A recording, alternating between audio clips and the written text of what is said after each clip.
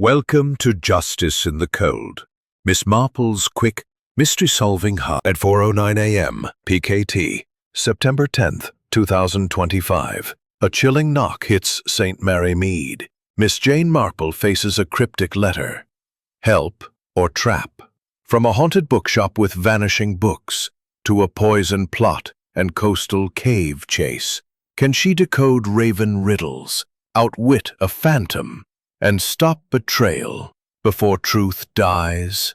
Brew a warm cup of tea, cozy up in your chair, and immerse yourself in this gripping saga of secrets and treachery. If the suspense thrills you, tap that subscribe button, as your support lights up our world. Chapter 1. The Dusty Invitation. In the serene embrace of St. Mary Mead, where the hedgerows whispered secrets to the wind, and the church spire pierced the sky like a vigilant sentinel, Miss Jane Marple sat in her sun-dappled parlor, her knitting needles clicking a rhythmic counterpoint to the distant chime of the village clock. It was a morning like any other in early autumn, with leaves beginning their golden surrender to the earth, and the air carrying the faint, earthy promise of rain. Miss Marple, with her bird-like alertness and a mind sharper than the thorns on her prized rose bushes, was midway through unraveling a particularly stubborn knot in her wool when the postman's knock disrupted the tranquility. "Morning, Miss Marple," said young Tommy Pierce, handing over a slim envelope with a flourish. "Looks important. Fancy seal and all." She thanked him with a nod, her blue eyes twinkling behind her spectacles. The envelope bore the crest of Gossington Hall, a sprawling estate that evoked memories of grander days, now softened by time's gentle erosion. Lady Bantry, her dear friend from those bygone social whirlwinds, had penned the missive. Miss Marple slit it open with a silver letter opener, her curiosity piqued. "My dear Jane." The letter began in Lady Bantry's bold, looping script. "It's been far too long since we've shared a proper gossip over scones. I've acquired a charming old bookshop in Much Benham. Think creaking floors and shelves groaning under forgotten treasures. But there's a bit of a bother brewing. Nothing dire, mind you, just odd little happenings that have me scratching my head. Do come for the weekend? Arthur sends his gruff regards, as always. Yours in anticipation, Dolly Bantry." A peculiar disturbance indeed. Miss Marple folded the letter thoughtfully. Lady Bantry was not one to embellish. Her straightforward nature was as reliable as the tides. What sort of odd little happenings could unsettle a woman who had once stared down a charging boar on safari without flinching? The invitation stirred something in Miss Marple, a faint echo of the village scandals she'd unraveled from her armchair, piecing together human frailties like a patchwork quilt. By midday, she had packed a modest valise with essentials, a warm shawl against the evening chill, her favorite herbal teas, and grazed indifferently, and farmhouses huddled like old friends. Miss Marple gazed out the window, her mind wandering to the bookshop. Books, in her experience, were more than paper and ink. They were vessels of hidden intents, repository of motives long concealed. Upon arrival at the station, a chauffeured car awaited, courtesy of Gossington Hall. The driver, a stoic man named Jenkins, with a moustache that rivaled a walrus's, tipped his cap. "Lady Bantry's eager to see you, miss. Says you're just the tonic she needs." The drive wound through lanes flanked by ancient oaks, their branches forming a natural archway. Gossington Hall loomed ahead, its ivy-clad facade a testament to enduring elegance, though the gardens showed signs of recent neglect, overgrown borders and a fountain sputtering fitfully. Lady Bantry herself burst from the grand doors, her ample figure swathed in a tweed ensemble that spoke of practical country living. "Jane! You haven't aged a day," she exclaimed, enveloping Miss Marple in a hearty embrace that smelled of lavender and fresh-baked bread. Come in, come in. Arthur's off shooting pigeons or some such nonsense, but we've the place to ourselves." The hall's interior, was a blend of faded opulence. Crystal chandeliers catching the afternoon light, Persian rugs worn thin by generations of footsteps. Over a light luncheon of cucumber sandwiches and Earl Grey, Lady Bantry elaborated on her acquisition. The bookshop was a whim, really. After Arthur's investments took a tumble, don't ask, it's all bonds and boredom. We needed a diversion. It's called Bantry's Bibliothèque, though I'm tempted to rename it something less pompous. But, Jane, there've been incidents. Miss Marple leaned forward, her expression one of polite attentiveness. Do tell, Dolly. What sort of incidents? Lady Bantry glanced around as if the walls might eavesdrop. Books vanishing, then reappearing in odd places. Whispers in the back rooms when no one's there. And yesterday, a customer swore he saw a shadow flit across the window after closing. Silly, perhaps, but it's got the staff jittery. Intriguing, thought Miss Marple.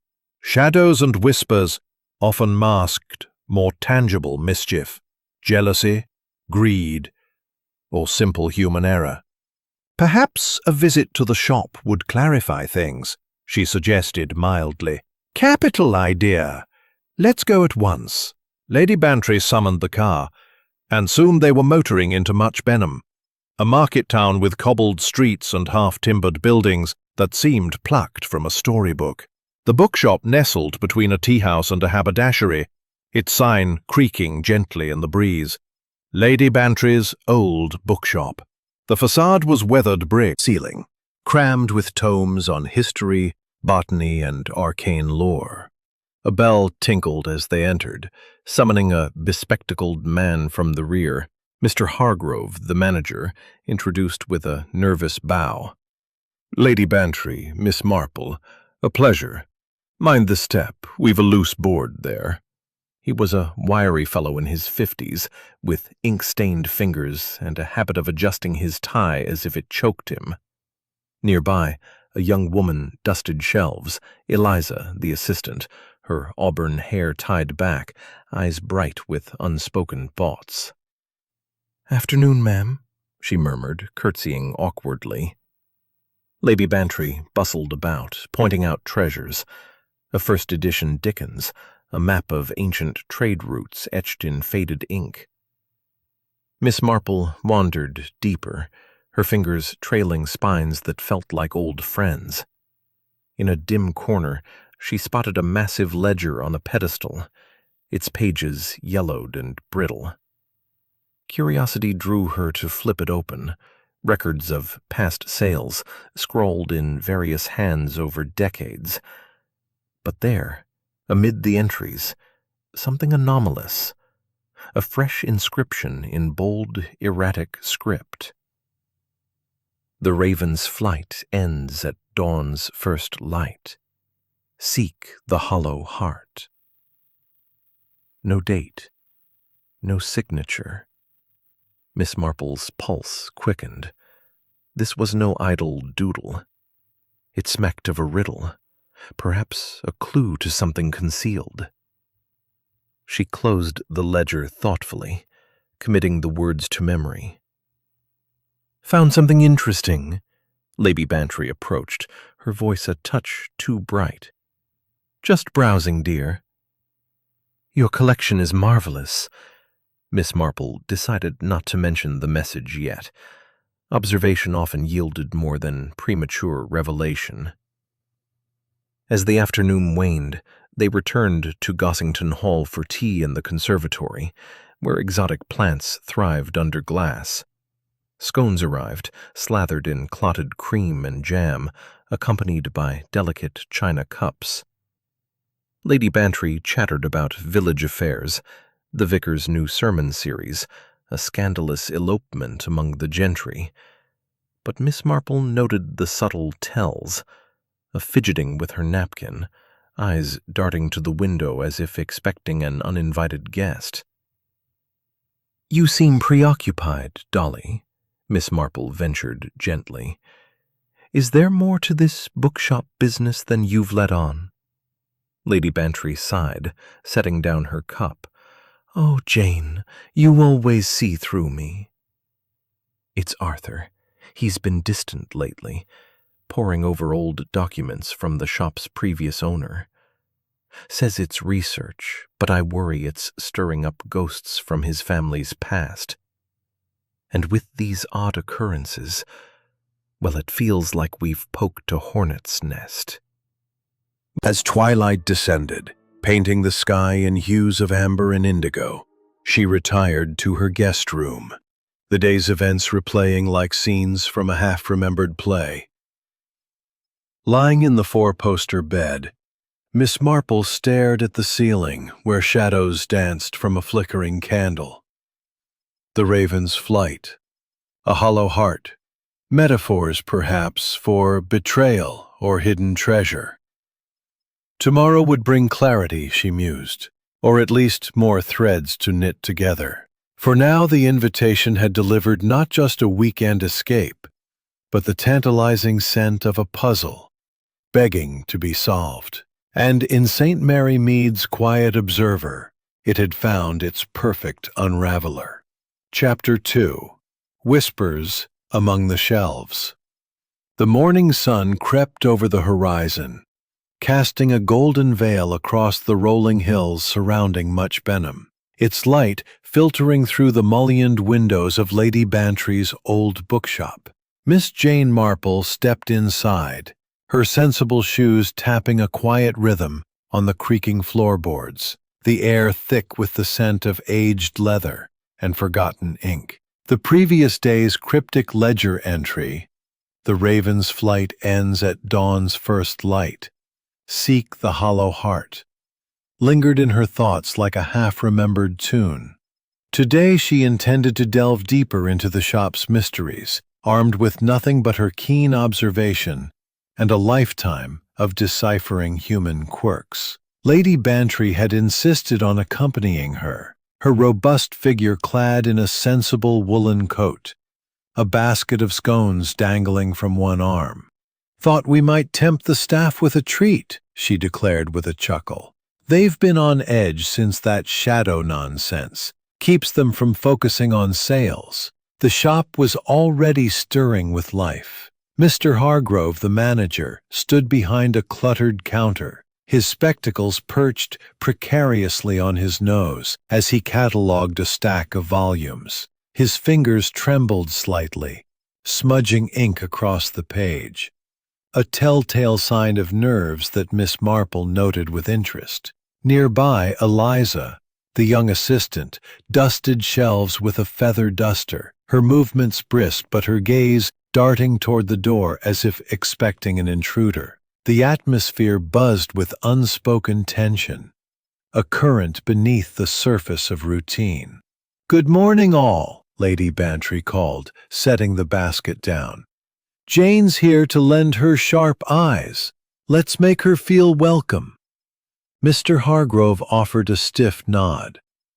"A pleasure, Miss Marple, though I fear there's little to see beyond dusty tomes and a few lost sales."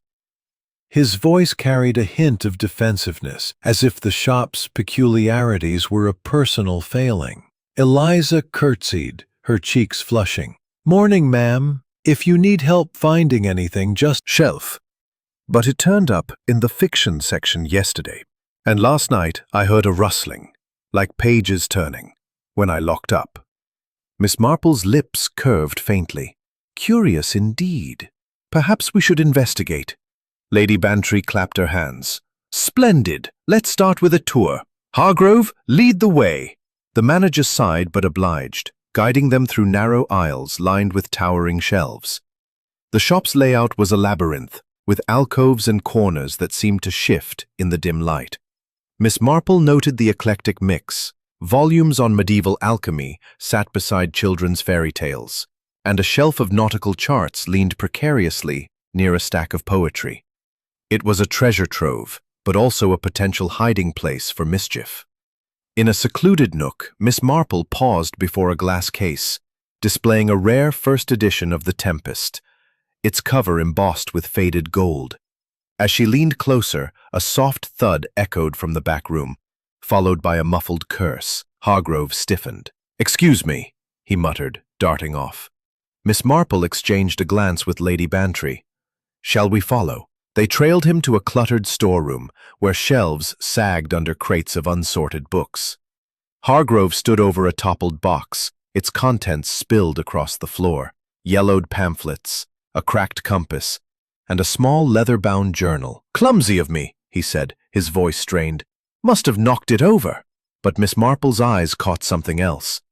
A faint footprint in the dust, too small to be Hargrove's. "Odd," she murmured. "That print looks fresh. And is that lavender?" Eliza, who had joined them, paled. "I wore lavender oil yesterday, but I didn't come back here last night." The revelation hung in the air, a thread of suspicion weaving itself into the day's tapestry. Miss Marple knelt, retrieving the journal. Its pages were brittle, filled with spidery handwriting, accounts of a merchant's travels in the 18th century, interspersed with cryptic sketches of ravens and hollowed trees. One entry caught her eye. "The heart lies where the raven rests, guarded by silence." Her pulse quickened. It echoed the ledger's riddle, suggesting a deeper connection. "Fascinating," she said, tucking the journal under her arm. "This might warrant further study." Lady Bantry frowned. "You think it's tied to the oddities? Arthur's been muttering about old family debts, something about a merchant ancestor. Could be coincidence." "Coincidences are rare in my experience," Miss Marple replied. "Let's see if the shop holds more clues." They returned to the main floor where a customer, a wiry man in a tweed cap, browsed the history section. He introduced himself as Mr. Grayson, a local antiquarian with a penchant for obscure texts. "Heard you've got some rarities," he said, eyeing the Tempest case. "Mind if I take a look?" Hargrove unlocked them from his pocket, his hands unsteady. Grayson examined the book, muttering about its binding, then abruptly closed it. "Not what I'm after. Something older, perhaps." His gaze lingered on Miss Marple, as if assessing her.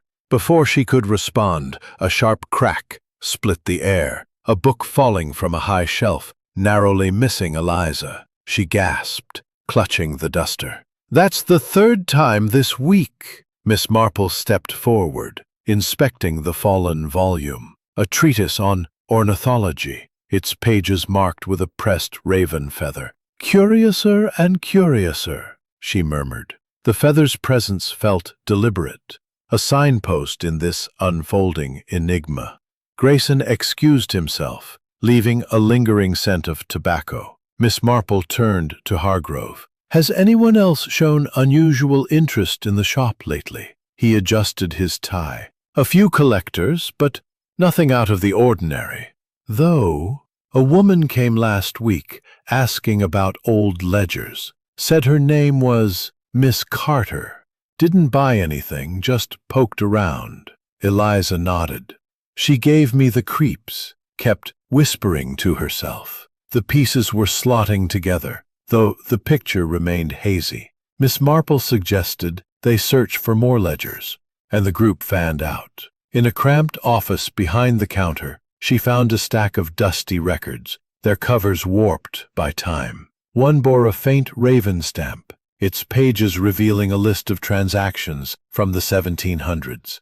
Payments for silk and silence, an odd pairing that piqued her interest. As she pored over it, a sudden chill swept through the room, and the lights flickered. Eliza shrieked, pointing to a shadow flitting across the wall, a silhouette of a bird, wings spread. Hargrove rushed to the window, but it was latched tight. "Impossible," he muttered. Miss Marple remained calm, her mind racing. A projection, perhaps, or a trick of the light. She traced the shadow's source to a prism on the sill, refracting the fading sunlight. Someone's playing games. Lady Bantry clutched her basket. "This is getting out of hand, Jane. What do we do?" "For now, we observe," Miss Marple replied. "But I'd like to speak with this Miss Carter, if we can find her." The afternoon waned, and the shop grew quiet as customers dwindled. Miss Marple sat with the journal and ledger, cross-referencing the cryptic notes. The raven, she deduced, might symbolize a messenger or guardian, while the hollow heart could be a literal or metaphorical hiding place, perhaps a tree, a safe, or even a person's treachery. The merchant's records hinted at a smuggling ring, silenced by wealth or fear. As closing time approached, Eliza locked the front door, her hands trembling. "I hate leaving Purples, the bookshop's enigmas trailing behind like a shadow. Over dinner, roast pheasant and a robust claret, Lady Bantry confided more. Arthur found a deed in those old papers, linking the shop to a family scandal. He's been cagey about it, but I think it's why he's avoiding me." Miss Marple sipped her wine, her mind a whirl of possibilities. "Then we must tread carefully. The shop's past may hold the key, or a danger we've yet to face." The evening ended with a crackling fire, the journal open on her lap. The raven's flight, the hollow heart, they were threads in a larger weave, and Miss Marple felt the thrill of the chase. Tomorrow would bring new revelations, but for now, the day's whispers among the shelves had sown seeds of intrigue, leaving her with a satisfying pause to ponder the next move. The Enigmatic Collector. The dawn broke over Much Benham with a restless energy. The sky streaked with hues of rose and slate, as if nature itself mirrored the unfolding mysteries of Lady Bantry's old bookshop. Miss Jane Marple awoke in her guest room at Gossington Hall, the faint aroma of dew-soaked roses drifting through the open window. The cryptic journal and ledger from the previous day lay on her nightstand, their secrets teasing her mind like a half-solved crossword. Today, she resolved to probe deeper, guided by the raven's riddle and the merchant's cryptic records. The hollow heart awaited discovery, and she intended to find it. After a breakfast of poached eggs and toast, served with Lady Bantry's cheerful chatter about the garden's late blooms, Miss Marple donned her coat and hat, ready for the short walk to the shop. Lady Bantry insisted on joining, her basket now filled with a thermos of tea and a tin of shortbread. "A bit of sustenance might steady the nerves," she said, her tone lighter than her furrowed brow suggested. The bookshop greeted them with its familiar musty embrace, the morning light casting long shadows across the cluttered aisles. Mr. Hargrove was already at his post, his spectacles fogged with the steam of a freshly brewed cup, while Eliza arranged a display of travelogues with a distracted air. The atmosphere hummed with anticipation, as if the shelves themselves held their breath. Their routine was interrupted by the jingle of the bell, announcing a newcomer. A tall, imposing figure strode in, Sir Reginald Thorne, a local baronet known for his lavish tastes and sharp tongue. His tailored overcoat and silver-topped cane marked him as a man of means, but his piercing gray eyes betrayed a restless hunger. "Lady Bantry," he greeted with a curt nod, ignoring the others. "I've come for that volume we discussed." Lady Bantry's smile faltered. "Sir Reginald, I wasn't aware we'd settled on anything." "Insist it's authentic, and I'm prepared to pay handsomely." Miss Marple's ears perked. The Codex of Navarre was a legendary text, rumored to contain navigational secrets from the Crusades, though most scholars deemed it a myth. Hargrove's face tightened. "Sir, we've no such item on record. Our collection is eclectic, but—" "Nonsense!" Sir Reginald cut in, his voice rising. "I've traced its last owner to this shop's previous proprietor. Check your ledgers, man." The tension crackled like static. Miss Marple stepped forward, her demeanor calm but authoritative. "Perhaps I might assist." "May I see your evidence, Sir Reginald? A collector of your stature must have documentation." He hesitated, then produced a folded parchment from his coat. Its edges worn, but the ink still legible. A bill of sale from 1897, listing the codex among other items. Miss Marple examined it, noting the faint watermark of a raven, a detail that aligned with the journal's sketches. "Intriguing," she murmured. "But this sale predates the current inventory. We'd need to search thoroughly." Sir Reginald's gaze narrowed. "Then search. I'll wait." He settled into a chair by the window, his cane resting across his knees like a sceptre. Hargrove and Eliza exchanged uneasy glances. Miss Marple suggested they begin with the storeroom, where the journal had been found. As they rummaged through crates, a glint caught her eye. A brass key nestled among loose pages, its bow shaped like a bird's wing. "This might unlock something," she said, pocketing it. The search yielded no codex, but Eliza uncovered a hidden panel behind a shelf, its wood warped with age. Inside was a velvet pouch containing a single sapphire ring, its facets catching the light like a trapped star. Lady Bantry gasped. "That's from Arthur's family crest! It went missing years ago." Sir Reginald overheard and rose, his interest piqued. "A fine piece, but irrelevant to my purpose. Where's the manuscript?" Miss Marple held up the ring. "This suggests a connection to the shop's past. Perhaps the codex is tied to it." "Sir Reginald, might your source have mentioned a ring?" He scowled, adjusting a glove on his left hand. Oddly, the right remained bare. "No mention of jewellery." "My information came from a dealer in London, a Mr. Finch. He swore the book was here." The glove piqued Miss Marple's curiosity. A mismatched accessory often hid up, paused by a desk, its drawer slightly ajar. Inside lay a crumpled note. "The heart beats in the loft's silence. Bring the key." The handwriting matched the ledger's cryptic message. Before she could share her find, a crash resounded below. Eliza had knocked over a ladder, sending books tumbling. "Sorry," she cried, her voice trembling. Sir Reginald stormed down, his patience fraying. "This is preposterous. I'll return tomorrow with an offer you can't refuse." He swept out, leaving a trail of tension. Miss Marple examined the key again, its shape suggesting a lock in the loft. With Hargrove's reluctant help, she located a small chest tucked behind a tapestry, its lid secured by a raven-winged mechanism.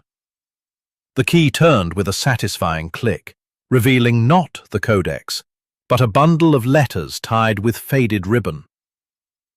Lady Bantry peered over her shoulder. "Love letters by the look of it. But who's Eleanor?"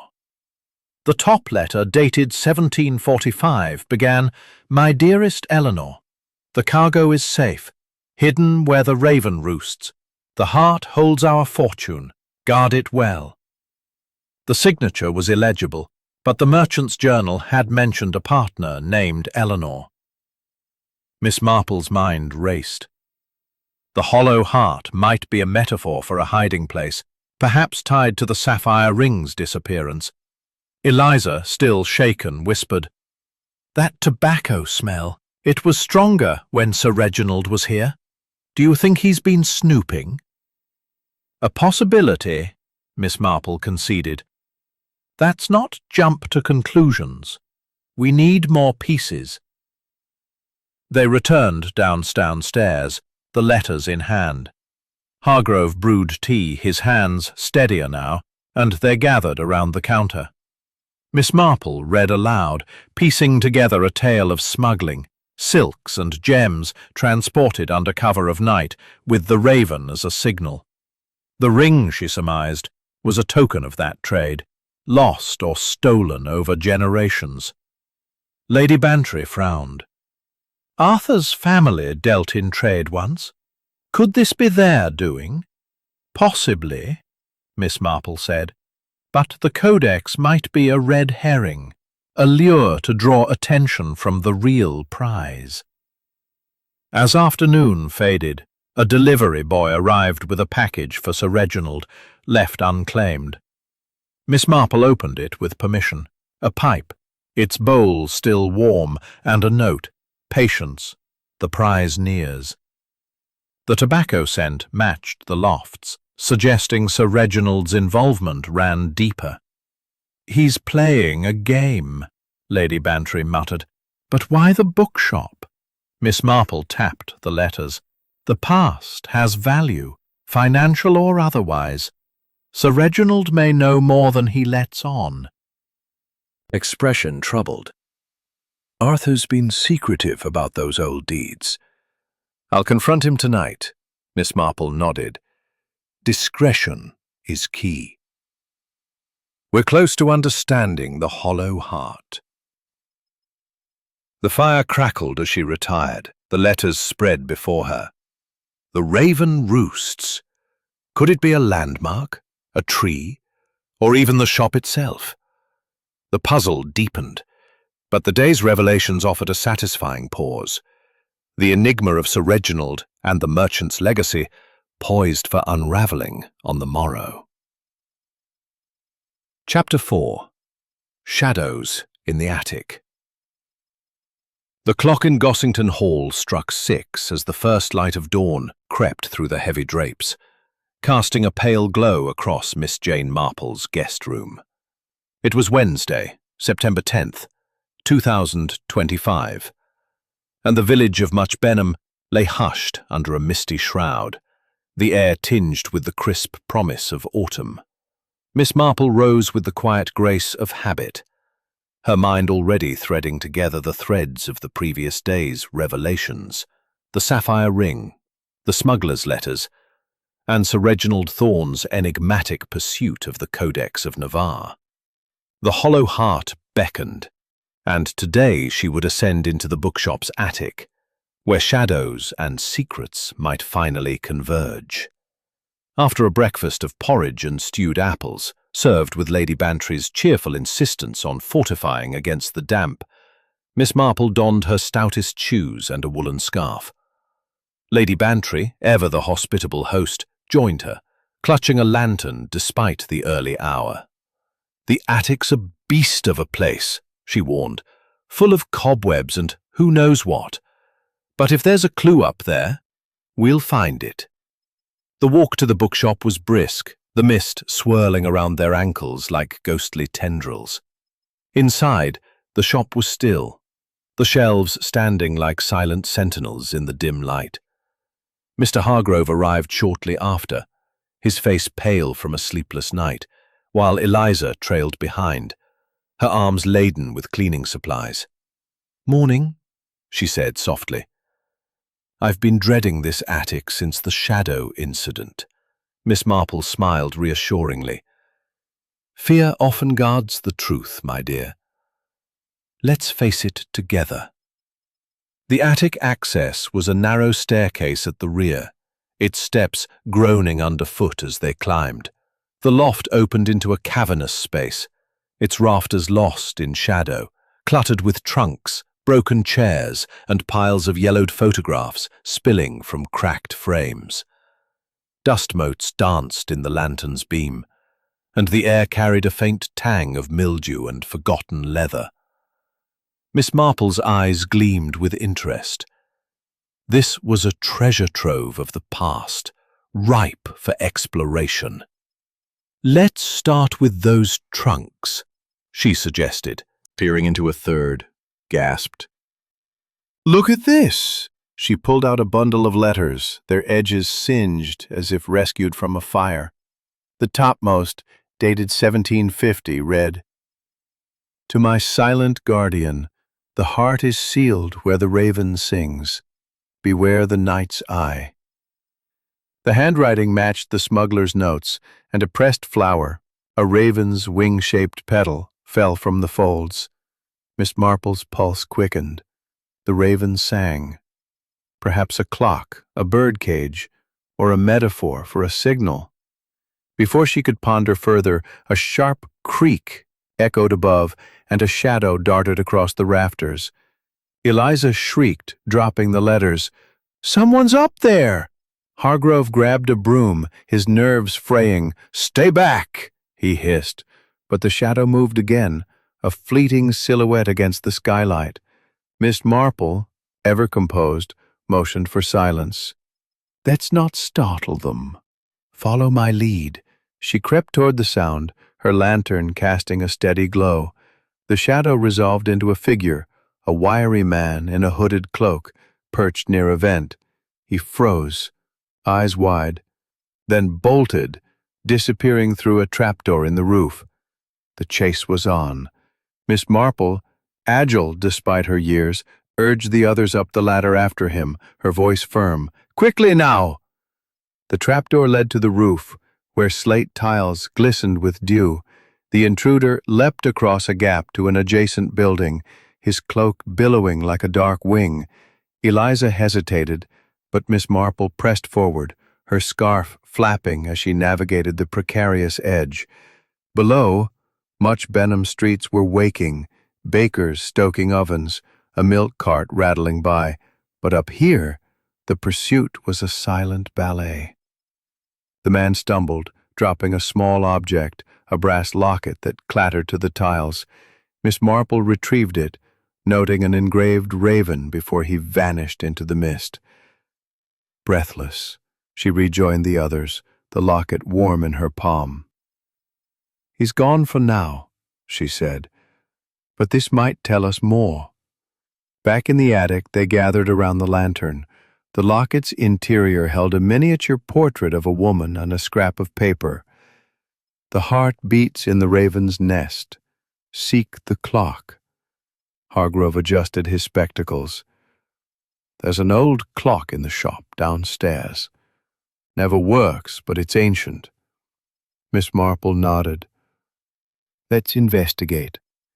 Downstairs, the clock stood in a corner, its oak case weathered, its face frozen at 3:17. She ran her fingers along the edges, finding a hidden latch. With a click, a compartment sprang open, revealing a folded map, its ink faded but its lines clear, a layout of the shop with an X marked near the loft. "The Raven's Nest." Wes. "She's the local historian, always poking around old places, Dr. Croft. A name Miss Marple recalled from village gossip, a scholarly woman with a penchant for uncovering lost tales. We should pay her a visit," she decided. "But first, let's secure this map." They locked the clock's compartment, the map tucked into Miss Marple's bag. As they tidied the attic, a photograph slipped from a trunk. A young Evelyn Croft, standing beside a man in a cloak, the same build as their intruder. The connection was tantalizing. The afternoon found them at Dr. Croft's cottage, an ivy-clad house on the town's edge. The historian greeted them, her gray hair pulled into a severe bun, her eyes sharp behind wire-rimmed glasses. "Lady Bantry, Miss Marple, to what do I owe this honor?" Miss Marple held up the locket. "We found this on our roof. It resembles one you've been seen wearing." Dr. Croft's composure wavered. "It's a family heirloom. Where did you get it?" "An intruder dropped it," Lady Bantry said bluntly. "Care to explain?" The historian sighed, motioning them inside. "Over tea served in chipped cups," she confessed. "That was my brother, Thomas. He's obsessed with the shop's history, believes it hides a fortune from our ancestor, a smuggler. I tried to dissuade him, but he's desperate." Miss Marple leaned forward. "Desperate enough to break in, perhaps," Dr. Croft admitted. "He thinks the Codex of Navarre is a key to it. I told him it's a myth, but he won't listen." The pieces shifted. Thomas Croft, driven by greed or delusion, might be the shadow they chased. Miss Marple showed her the map. "Does this mean anything to you?" Dr. Croft studied it, her brow furrowing. "The X could be an old safe, bricked up after a fire in the 1800s. The attic's northeast corner, I'd wager." Back at the shop, they returned to the loft, guided by the map. Behind a stack of crates, they found a patch of wall with faint mortar lines. Hargrove fetched a hammer, and with careful taps they dislodged a brick, revealing a hollow space. Inside lay an iron box, its lid rusted but intact. Miss Marple opened it, unveiling a sheaf of documents and a pouch of gold coins. The top paper detailed a smuggling ring's dissolution, signed by Eleanor, the same name from the letters. "The heart," she said softly. "Not just treasure, but proof of their trade." Lady Bantry exhaled. Arthur's family was part of this. No wonder he's been cagey. The day waned as they secured the find, the attic's shadows retreating. Dr. Croft arrived, contrite, promising to rein in Thomas. "I'll make this right," she vowed. As they locked the shop, the mist thickened, the chase's thrills subsiding into a quiet victory. Back at Gossington Hall, over a supper of roast chicken and potatoes, Miss Marple pondered the locket and lingered. A satisfying pause before the next chapter. Chapter 5. The Poisoned Page. The night had surrendered to the early hours of Wednesday, September 10th, 2025, when the faint chime of a distant clock stirred Miss Jane Marple from a restless sleep at Gossington Hall. It was 4:01 a.m. PKT, though the quiet English village of Much Benham slumbered oblivious to the time zone's shift. The attic's revelations, the smuggler's gold, the incriminating documents, and Thomas Croft's shadowy pursuit whirled in her mind like leaves caught in a gust. Dawn was still a whisper away, but a nagging intuition urged her to rise. Slipping into a robe, she descended to the kitchen, where the embers of last night's fire cast a warm glow, and brewed a cup of chamomile tea to steady her thoughts.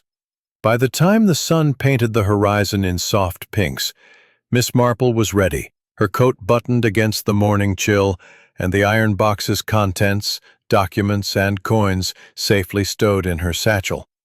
Lady Bantry joined her, bleary-eyed but determined, her basket now holding a flask of coffee. "Couldn't sleep either," she admitted. "That attic find's got me rattled.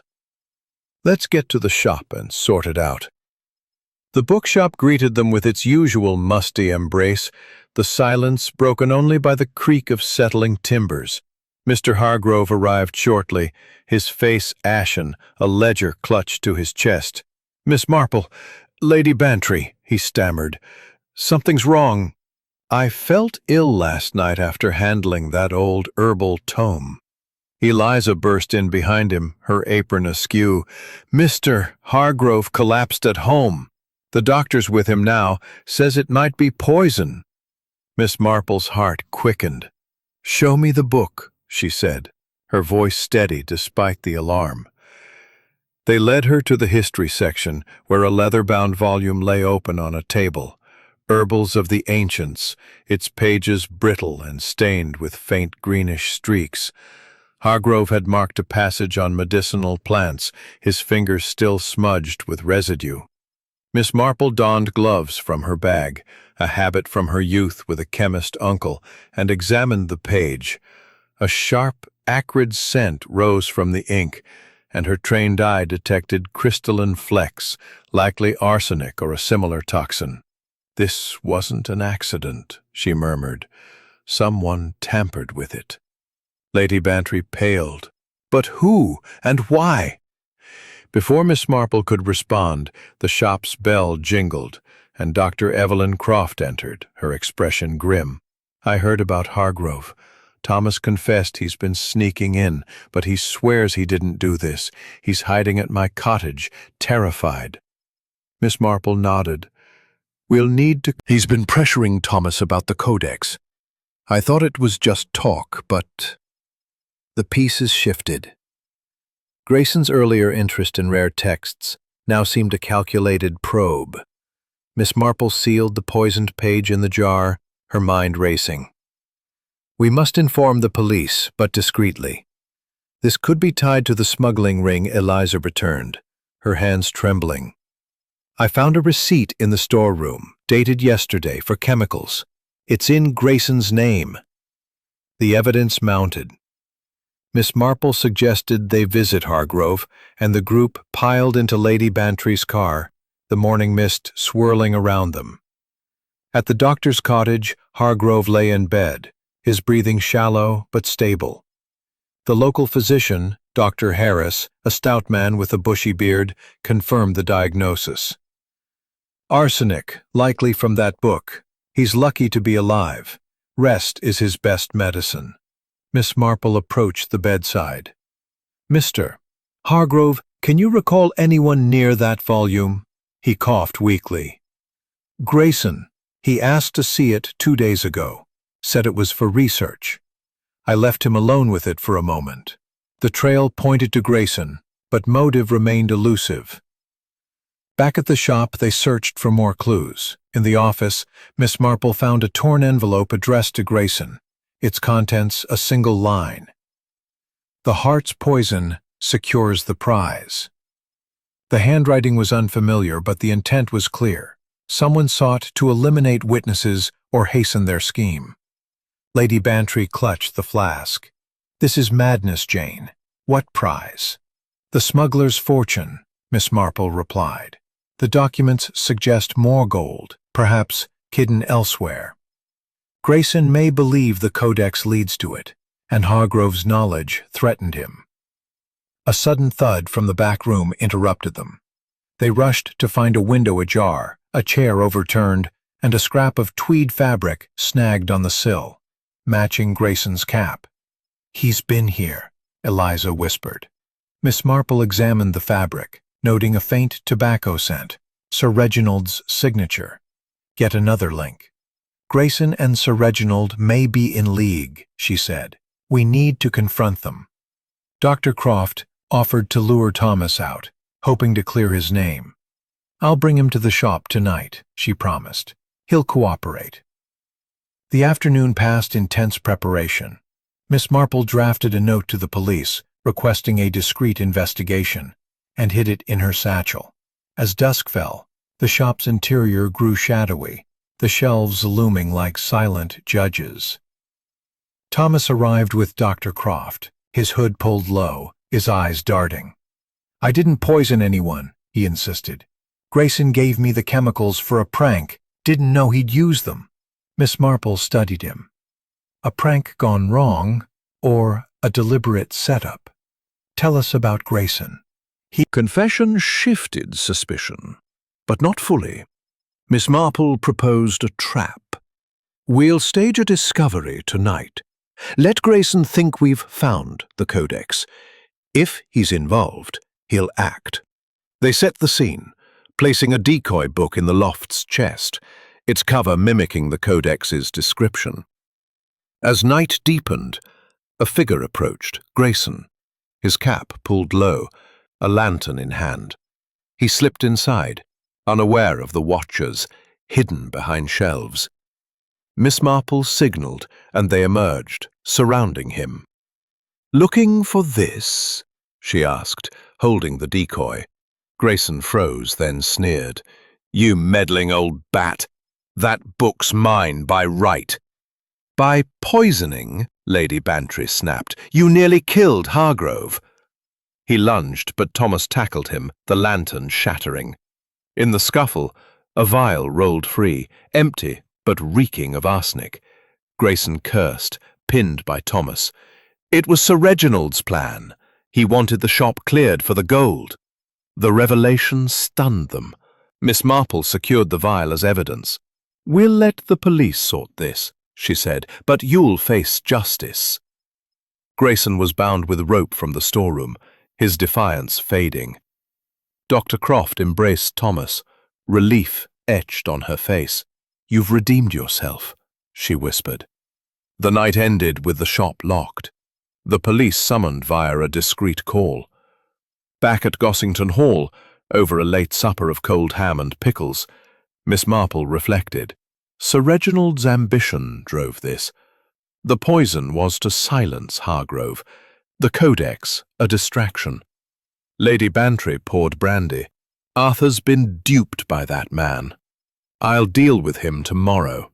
The fire crackled, the day's chaos settling into a satisfying pause. The poisoned page had revealed a deeper conspiracy. But with Grayson caught, the heart's full secret remained, a mystery to unravel with the dawn. The midnight hour cloaked Much Benham in a velvet darkness, the village clock striking 12 as a gust of wind rattled the windows of Gossington Hall. It was Wednesday, September 10th, 2025, and the hour stood at 4:01 a.m. PKT, though the quiet English hamlet remained ensconced in its timeless slumber. Miss Jane Marple sat by the hearth in the drawing-room, the embers casting a warm flicker across her thoughtful face. The arrest of Mr. Grayson earlier that evening had unravelled a thread of the bookshop's mystery, yet the smuggler's gold and Sir Reginald Thorne's involvement loomed as unresolved shadows. A soft knock at the door broke her reverie. Lady Bantry entered, her dressing gown hastily tied, her expression a mix of urgency and unease. "Jane, I couldn't sleep. There's something I must tell you about—" Steady. Go on, Dolly. Secrets often clarify when shared. Lady Bantry sighed, the firelight dancing in her eyes. Arthur's family lost everything in the 30s. Bad investments, worse decisions. He found old deeds in the attic, linking the shop to a merchant ancestor who smuggled silk and gold. He thought buying it would uncover a fortune to save us, but he's been secretive, meeting someone at night. I fear it's Sir Reginald. The revelation cast a new light on Sir Reginald's pursuit of the codex. Miss Marple nodded. That explains his interest. But why the secrecy from you? He's ashamed, Lady Bantry admitted. Says a man's pride can't bear a wife's pity. I overheard him last night, muttering about a silent partner. I think he's in too deep. Before Miss Marple could respond, a sharp rap echoed from the front door. Lady Bantry tensed, but Miss Marple rose. Let's see who calls at this hour. It was Dr. Evelyn Croft, her coat damp with rain, her brother Thomas beside her. His hood was down, revealing a gaunt face etched with guilt. Miss Marple, Dr. Croft began, Thomas has more to say. He's been a fool, but he wants to help. Thomas shuffled forward, his voice low. Grayson wasn't alone. Sir Reginald paid him to poison Hargrove, said it'd scare you off the shop. I overheard them at the pub, but I was too scared to speak. I've been sneaking in, looking for the gold to clear my debts, but I swear I didn't touch that book. Miss Marple's mind whirred. A silent partner, perhaps. Did you hear a name? Thomas shook his head, just whispers. But Grayson mentioned a lady in green, someone pulling strings. Lady Bantry gasped. Green, that's the dress I wore to the last village fete. Arthur teased me about it. The implication hung heavy. Could Arthur be entangled with Sir Reginald? Or was this a red herring? Miss Marple suggested they confront the truth. Dolly, fetch Arthur. We'll settle this tonight. Lady Bantry returned with Sir Arthur Bantry, his tweed jacket rumpled, his face flushed from a late brandy. What's this about, Dolly? He grumbled, then froze at the sight of Thomas. You again? Miss Marple took charge. Sir Arthur, we've uncovered a smuggling legacy tied to your family. Sir Reginald's involved, and Grayson's poisoning of Mr. Hargrove suggests a plot. Is there a lady in green in this? Arthur's shoulders slumped. I should have told you, Dolly. The deeds showed a fortune hidden in the shop, gold and silk. Reginald approached me, offering to split it if I let him search. I agreed. Room crackled with tension. Miss Marple proposed a plan. We'll invite Mrs. Haverford here, under the pretense of a sale. If she's the silent partner, she'll reveal herself. Arthur nodded reluctantly. I'll send a telegram. But Reginald's dangerous. He won't take kindly to this. As dawn approached, they prepared. Miss Marple drafted a note, mimicking Arthur's hand, offering the codex as bait. By mid-morning, a reply arrived. Mrs. Haverford would visit at dusk. The day passed in a flurry of strategy. Lady Bantry baked scones to maintain appearances, while Thomas and Dr. Croft scouted the grounds for Reginald's spies. Dusk brought a storm, rain lashing the windows as a carriage rolled up. Mrs. Haverford stepped out, a wiry woman in a green velvet cloak, her eyes sharp as a hawk's. She carried a leather satchel, her demeanour all business. "Sir Arthur," she greeted, ignoring the others. "The codex, let's see it." Miss Marple emerged from the shadows. "Before we proceed, Mrs. Haverford, might we discuss your partnership with Sir Reginald?" The woman's smile faltered. "I don't know what you mean." "Then explain this," Dr. Croft said, holding up the vial from Grayson's arrest. "Arsenic, linked to your scheme." Mrs. Haverford's composure cracked. "Reginald insisted. He said the shop's owners were obstacles. I only wanted the gold. My family's legacy was stolen by those smugglers." Lady Bantry stepped forward, her voice trembling. "My husband's no obstacle. He's been duped by you both." Arthur hung his head. "I'm sorry, Dolly. I thought I could fix it." The confession broke the tension. Mrs. Haverford sank into a chair, defeated. "Reginald has the gold's location, somewhere in the shop's basement. He planned to frame you after taking it." Miss Marple seized the moment. "Then we'll find it first. Thomas, fetch the police discreetly." The group moved to the bookshop, the storm raging outside. In the basement, a damp cellar with stone walls, they found a loose flagstone marked with a raven carving. Lifting it revealed a cavity holding a chest, filled with gold ingots and silk bolts, stamped with the merchant's seal. "The heart's treasure," Miss Marple said softly. Mrs. Haverford wept. "It's mine by right." "Not at the cost of lives," Miss Marple replied. The police arrived, arresting her as Reginald's accomplice, though he remained at large. Back at Gossington Hall, over a late supper of beef stew and ale, the air was thick with relief. Arthur embraced Lady Bantry. "I'll make this right, Dolly. No more secrets." Dr. Croft smiled at Thomas. "You've earned redemption." Much Benham told 5 a.m. PKT on Wednesday, September 10th, 2025. Its deep resonance slicing through the pre-dawn stillness, as if urging the village to awaken to the secrets yet unspooled. Inside Gossington Hall, Miss Jane Marple sat by a flickering lantern in the library, the storm of the previous night having subsided into a damp hush.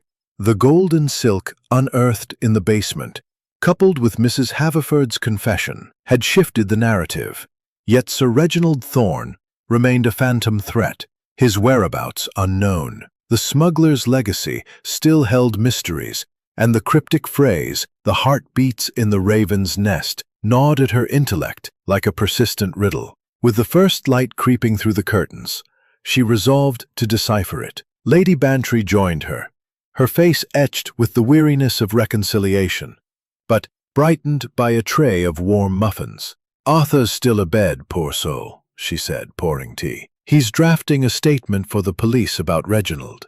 But that cipher, do you think it points to more?" Miss Marple nodded, her fingers tracing the edges of the smuggler's letters. "The raven's nest and the hollow heart. suggest a specific location or mechanism. The map from the clock hinted at the attic, but the gold was in the basement.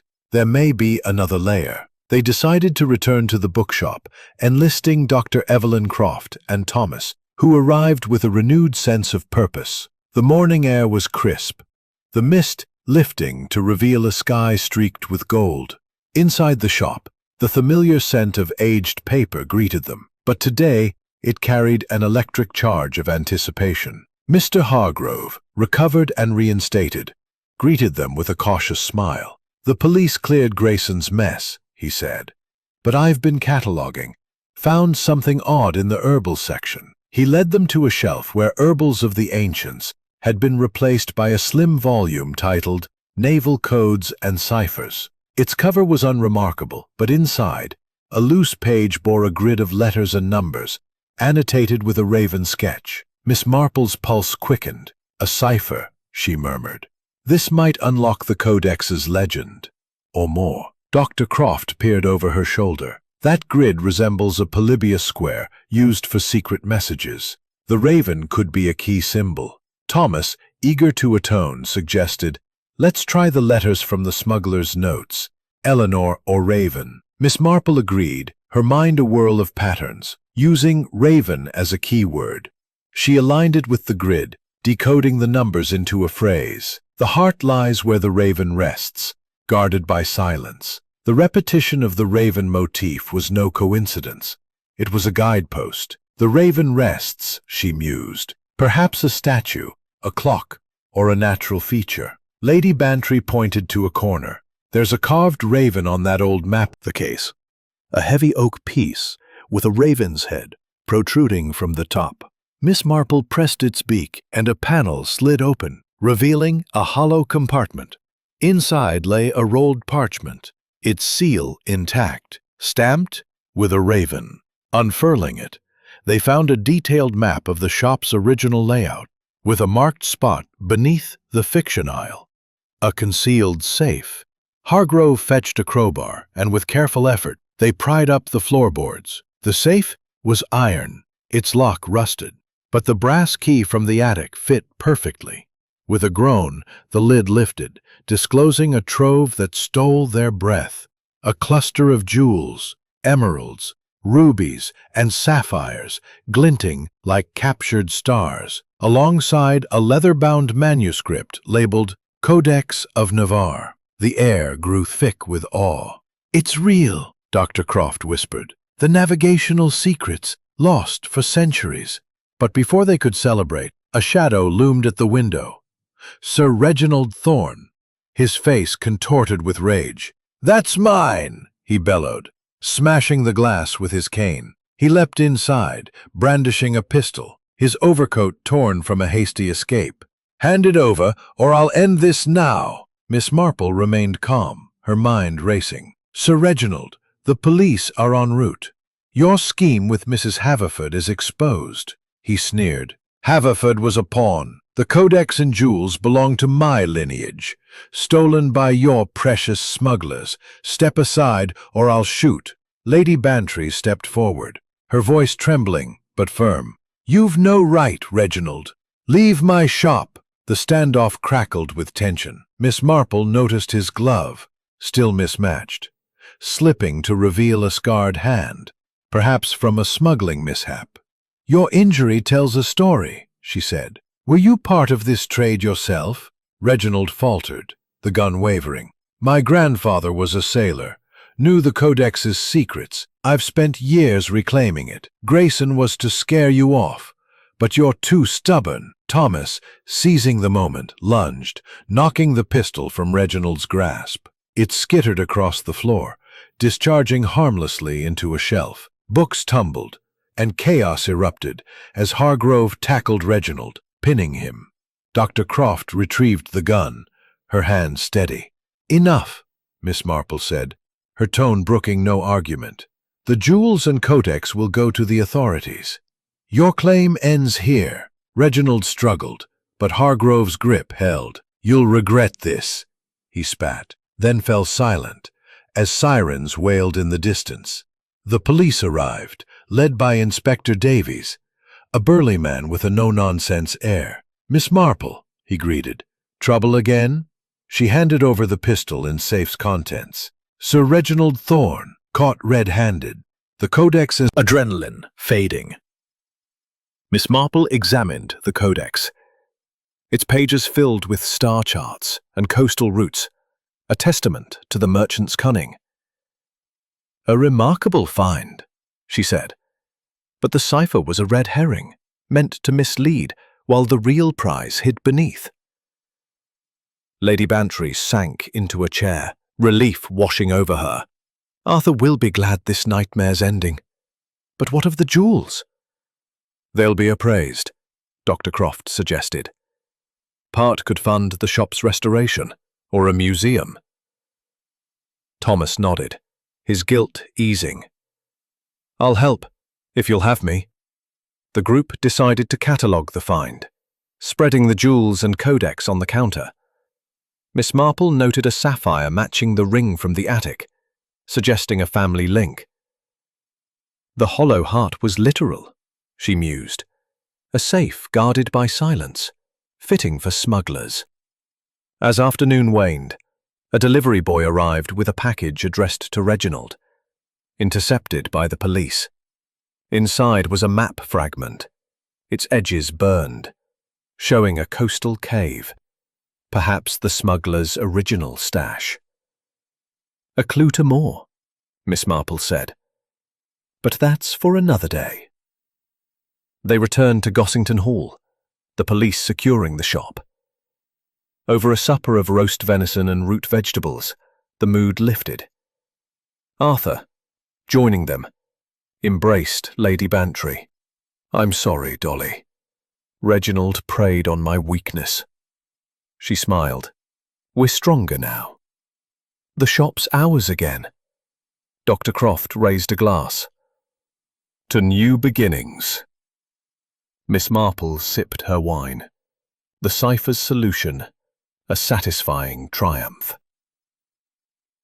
The raven had rested, its silence broken, and the heart's treasures reclaimed. Yet the coastal cave hinted at further adventures, a pause before the next quest. Chapter 8. Betrayals Unveiled. The first light of Wednesday, September 10th, 2025, filtered through the leaded windows of Gossington Hall at 4:03 a.m. PKT, casting a soft glow over the polished wood and faded tapestries. Miss Jane Marple sat in the morning room, a shawl draped over her shoulders, her nimble fingers pausing over a half-knit scarf as the events of the previous day, the unearthing of the Codex of Navarre and Sir Reginald Thorne's arrest, settled into her mind like sediment in a clear stream. The coastal cave hinted at by the map fragment tantalized her curiosity. But for now, the bookshop's immediate mysteries demanded attention. The air carried a hint of wood smoke and dew, signaling a crisp autumn day ahead. Lady Bantry bustled in, her apron dusted with flour from an early baking session, a plate of fresh scones in hand. "Morning, Jane. Arthur's off." I'd hate for trouble to linger.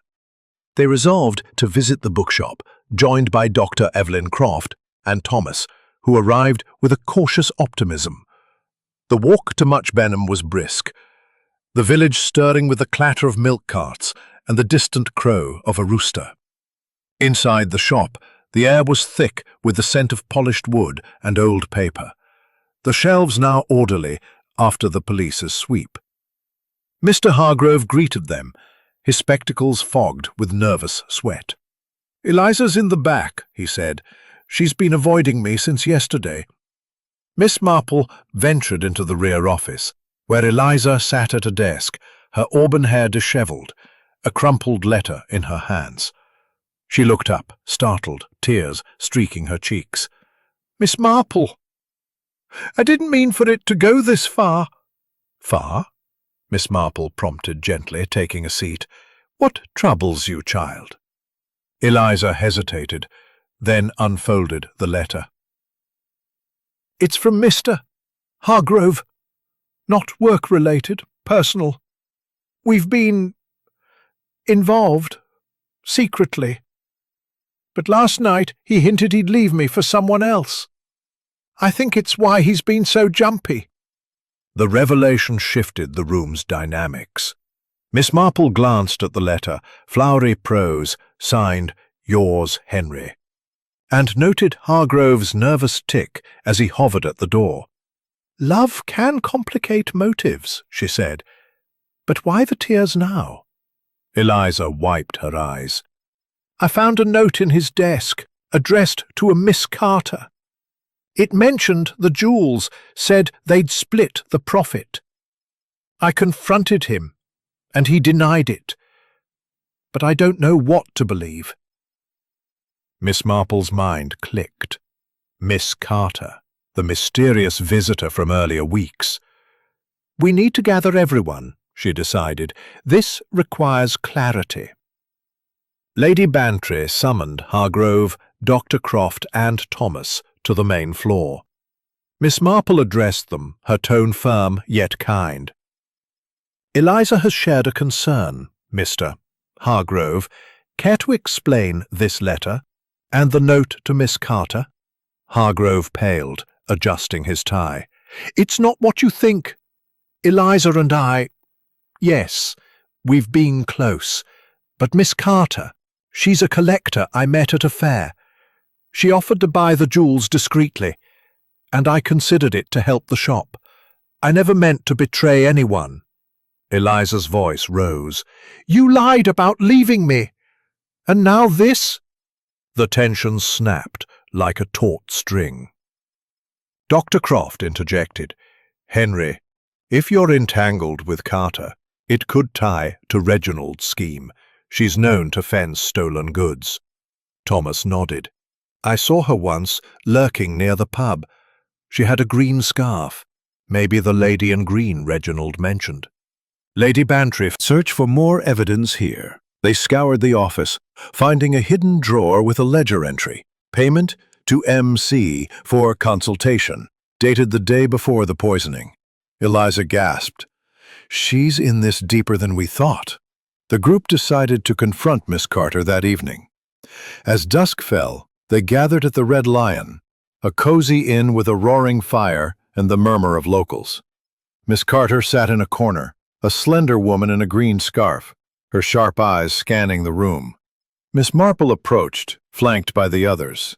"Miss Carter," she began, "we've questions about your dealings with Mr. Hargrove and the Bookshop jewels." The woman's smile was icy. "I'm a collector, nothing more. Hargrove offered a rare find, purely business." Eliza stepped forward, trembling. "You paid him to sell the jewels behind our backs. I saw the ledger." Miss Carter's composure slipped. "He came to me, said the shop was failing, needed cash.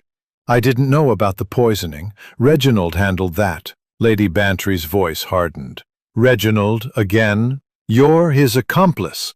"Not willingly," Miss Carter admitted. "He blackmailed me with old debts. I was to take the jewels and disappear." The confession hung in the air. Miss Marple pressed. "Where's Reginald now?"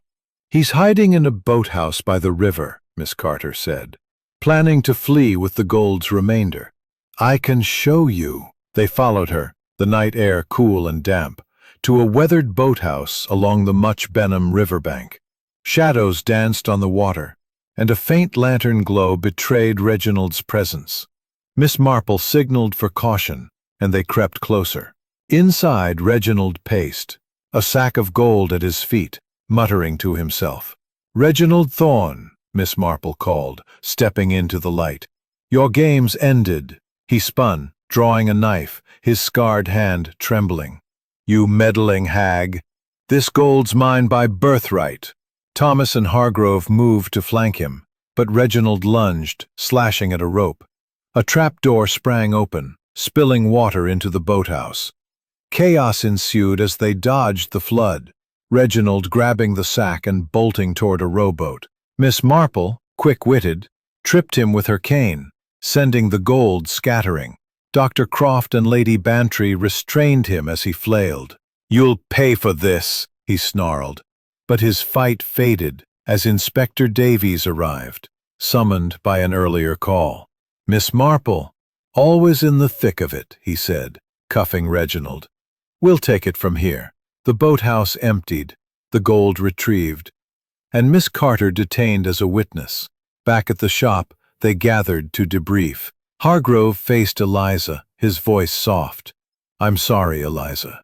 The money tempted me, but I never meant to hurt you. Can we start over?" Eliza hesitated, then nodded. Thermos. Arthur will be relieved. This mess is nearly done. Miss Marple examined the scattered gold. A ruby catching her eye, identical to one in the safe. "The betrayal was mutual," she said. "Reginald used Hargrove's weakness and Miss Carter's greed, but the heart's fully claimed now." The night ended with the shop locked, the police handling Reginald's extradition. At Gossington Hall, over a late supper of shepherd's pie and cider, the group reflected. Arthur joined, embracing Lady Bantry. "I misjudged Reginald," he admitted. "Thank you, Jane." Dr. Croft raised her glass. "To unity." Miss Marple sipped her cider. The betrayals unveiled, leaving a satisfying pause, a web untangled, though the coastal cave's promise lingered on the horizon. The clock at Gossington Hall struck 4:05 a.m. PKT on Wednesday, September 10th, 2025, its chime reverberating through the still house like a call to action. Miss Jane Marple sat by the library window, the faint glow of dawn brushing the horizon with hues of lavender and gold. The night's revelations, Hargrove and Eliza's reconciliation, Sir Reginald's arrest, and the reclaimed gold had quelled the immediate storm, yet a restless energy lingered. The coastal cave map fragment teased her mind, but a new disturbance at the bookshop demanded her attention. A frantic call from Mr. Hargrove had reported a spectral figure haunting the premises, sending the village into a flurry of whispers. Lady Bantry joined her, her hair hastily pinned, a lantern in hand, despite the approaching daylight.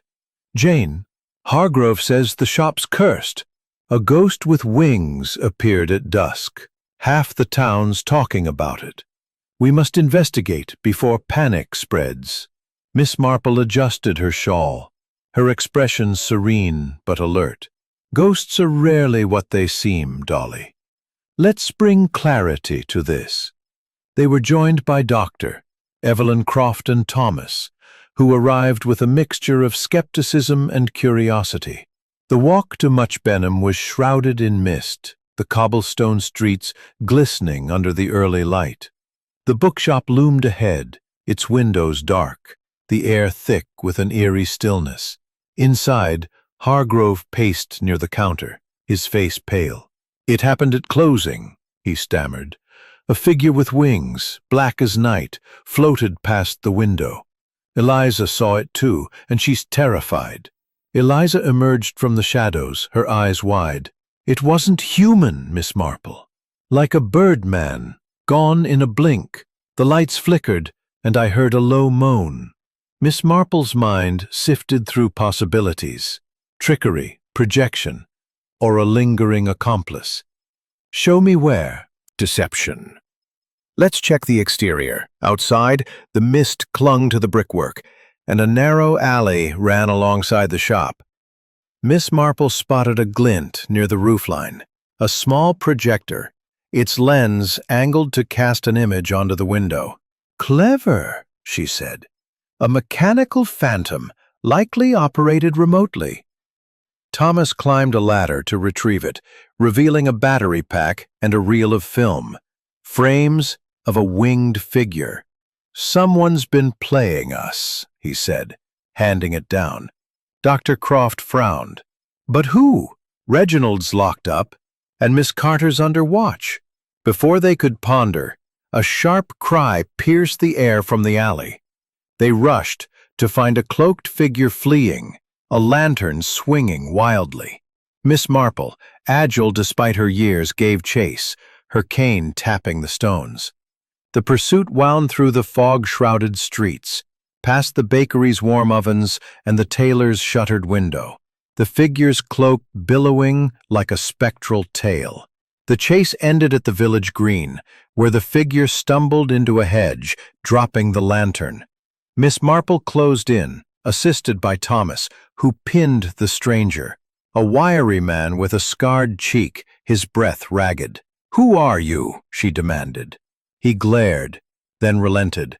"Name's Pike, hired by Reginald's cousin, Mr. Lyle Thorne.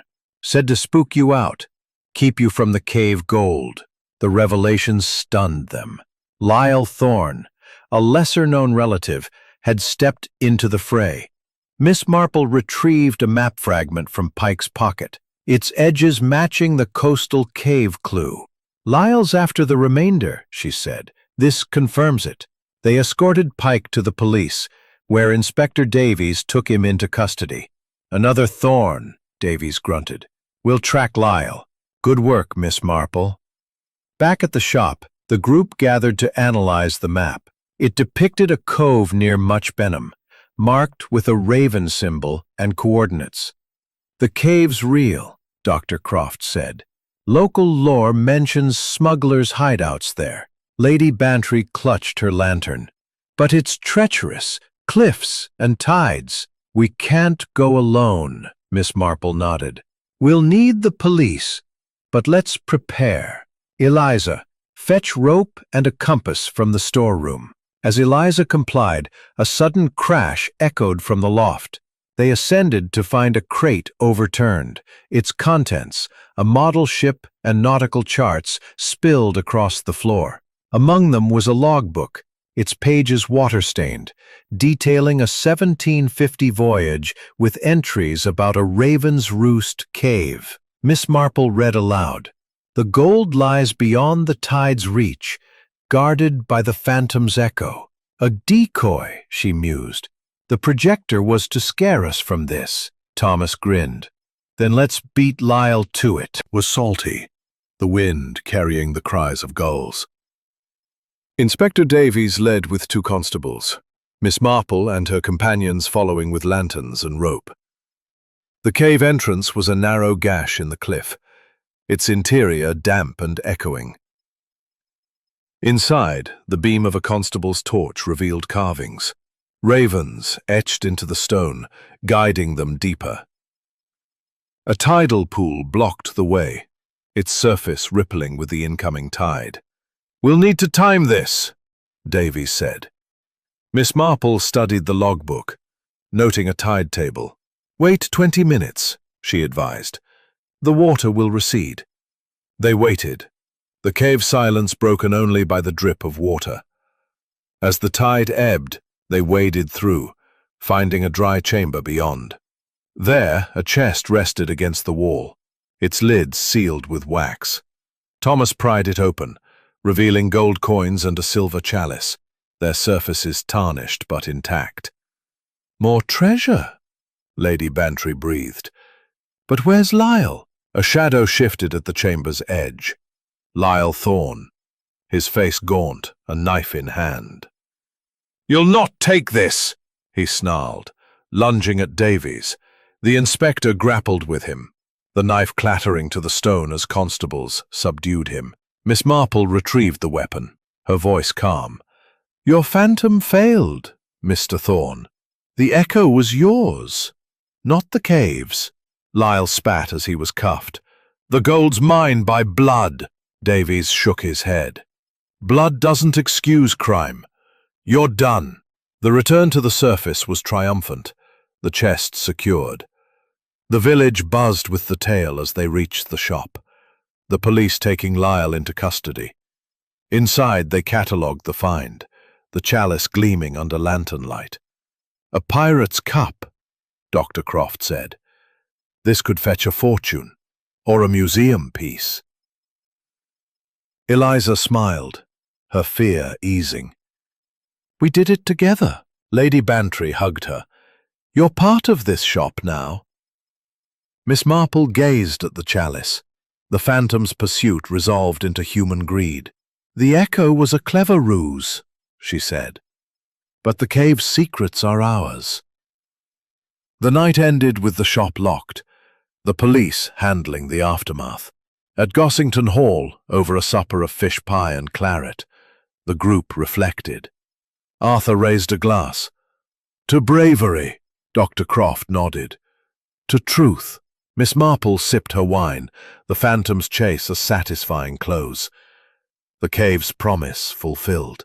Yet a quiet wonder lingered for what lay beyond. Chapter 10. Echoes of Resolution. The clock at Gossington Hall chimed 4:07 a.m. PKT on Wednesday, September 10th, 2025, its soft toll blending with the rustle of leaves outside as dawn pursued. Yet a final thread remained to tie the tapestry of Lady Bantry's old bookshop mystery. The air carried the faint scent of damp earth and roses, a quiet prelude to closure. Lady Bantry entered, her step lighter than in weeks past, a tray of freshly baked crumpets and a pot of Darjeeling in hand. "Jane, Arthur's back from the police station. Lyle's confessed everything. But I thought we should gather everyone at the shop one last time. It feels right to end this together." Miss Marple nodded, her eyes twinkling with the satisfaction of a puzzle nearing completion. "A splendid idea, Dolly. Let's invite them all. Closure heals as much as it reveals." By mid-morning, the bookshop hummed with a different energy, its shelves no longer shadowed by suspicion, but bathed in the golden light streaming through the windows. Mr. Hargrove arranged chairs in a semicircle, his hands steady now, while Eliza dusted with a newfound confidence. Dr. Evelyn Croft and Thomas arrived, their faces alight with the camaraderie forged through trials. And Sir Arthur Bantry joined, his demeanor humbled, yet resolute. The police had released the shop into Lady Bantry's care, the treasures catalogued for a museum, leaving only the human story to resolve. Miss Marple stood at the center, her presence commanding yet gentle. "We've unraveled a smuggling legacy, faced betrayal, and outwitted phantoms," she began. "But today, we close this chapter with understanding. Sir Arthur, perhaps you'd start." Arthur cleared his throat, his voice rough with emotion. "I owe you all an apology. My family's past, tied to those smugglers, drove me to desperation. Reginald and Lyle exploited that, but your courage saved us. Dolly, I'll never hide again." Lady Bantry squeezed his hand, her smile warm. "We're stronger for it, dear. Jane's the real hero." Miss Marple waved off the praise. "We've all played our part. Mr. Hargrove, your honesty with Eliza mended a rift. Eliza, your resilience kept us steady. Dr. Croft, Thomas, your insights uncovered the truth." Hargrove nodded to Eliza, who blushed. "I've learned trust is worth more than gold," he said. "Eliza, will you manage the shop with me?" Eliza's eyes shone. "Yes, Henry. Let's build something new." Dr. Croft smiled. "Thomas and I will document this for the museum, turn infamy into legacy." Thomas grinned. "And I'll stay honest. No more sneaking." Gold was ours. The cave was a distraction. Seek the hall's heart. B.T. The word sparked a collective gasp. "The hall's heart?" Lady Bantry echoed. "Gossington?" Miss Marple's mind raced. "The raven's riddle. The heart lies where the raven rests. Perhaps it's not just the shop or cave. Let's search Gossington." They adjourned to the hall, the group fanning out with renewed vigor. In the grand dining room, Arthur pointed to a portrait above the mantel, a stern ancestor with a raven brooch. "That's great-grandfather Thorne," he said. "Always thought it odd." Miss Marple examined the frame, pressing the brooch. A panel clicked open, revealing a compartment with a velvet pouch. Inside were documents, a deed transferring smuggling profits to the Thorne family, and a locket with a miniature of Beatrice Thorne, her green eyes piercing. "The heart of the hall," Miss Marple said. "Her pride guarded this secret." Lady Bantry clutched the pouch. "So it ends with her. The police can have it. Let justice finish this." Davies nodded. "We'll take it to London. Mrs. Thorne faces charges, and the museum will claim the rest. You've done brilliantly, Miss Marple." The group returned to the shop for a final gathering. Miss Marple addressed them again. "This mystery began with a dusty invitation and ends with a family's reckoning. The smuggler's legacy is laid bare.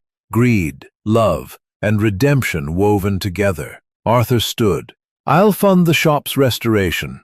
It's our legacy now," Lady Bantry beamed. "And a community hub. Books and tea for all."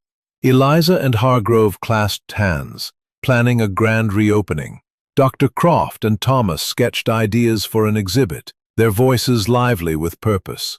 The afternoon waned, the shop's atmosphere transformed into one of hope. As they prepared to leave, a local boy, Timmy, dashed in breathless. "Miss Marple! Found this by the river, a box with your name." He handed over a watertight case, its exterior weathered. Miss Marple opened it, revealing a journal, Captain Eleanor's, the smuggler's partner. Its pages detailed her escape to America, leaving the Thorne family to guard the secret. A final entry read, "The heart is memory, let it rest in peace." A tearful note of forgiveness. "This closes the circle," Miss Marple said, her voice soft. Eleanor sought peace, not vengeance. They shared the journal's contents, the room falling silent with reverence. Lady Bantry wiped her eyes. A woman's strength, buried for centuries. The day ended with a quiet walk back to Gossington, the group lingering in the garden. Arthur lit a lantern, its glow casting a warm circle. "To new memories," he toasted. Dr. Croft raised her glass. "To history reclaimed." Miss Marple sipped her tea, the journal in her lap. The echoes of resolution. St. Mary Mead, the next day, the bookshop stood restored, its mysteries at rest. A satisfying end to a tale of human frailty and triumph.